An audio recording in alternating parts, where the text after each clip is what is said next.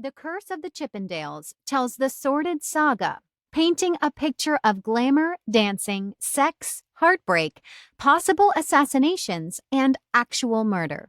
Steve's brilliant idea to exploit the untapped female libido market was a grand slam, but how his fortune got distributed amongst people that don't have Banerjee blood remains a mystery. And how did an FBI agent get to share in his estate?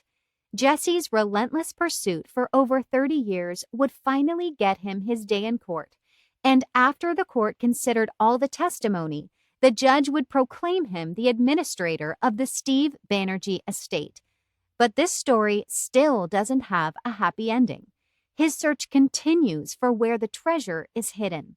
Encompassed within these pages are actual court transcripts, confessions, and undisclosed FBI files that will explain how for decades the perpetrators have gotten away with deceit and treachery. Their scheme wasn't uncovered or exposed by any lawyer or judge for years. Imagine yourself as a private investigator or an investigative reporter as you follow the money trail, one thread of evidence leading to other clues as you join Jesse in this hunt for the missing treasure. This trip takes you on a tour through our justice system. You'll witness how difficult it is for a poor person without adequate representation by lawyers to get through the legal wrangling of court procedures. You'll learn how the rich can subvert the law and get away with it, and the type of wealthy people we're talking about don't pay any consequences. Gaining all of this information about the rich and powerful would take the work of a top-notch private investigator, but Jesse accomplished it mostly by himself.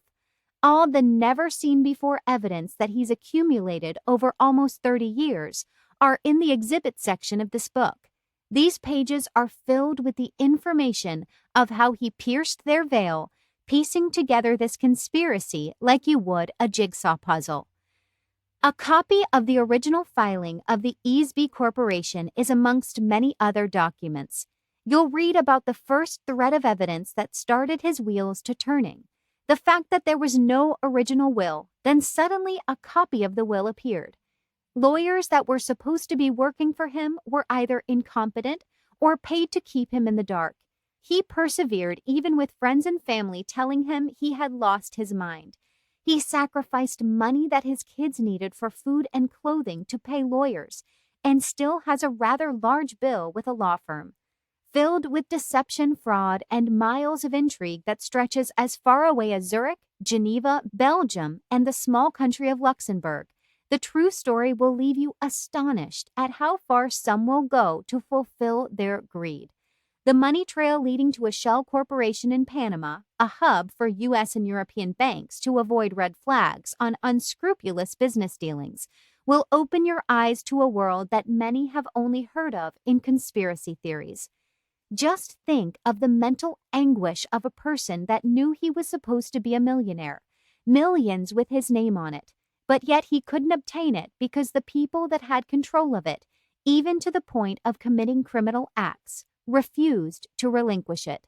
This led to Jesse having a pain worse than you can ever know, becoming even physical after so many sleepless nights, and watching his family struggle when they shouldn't have been.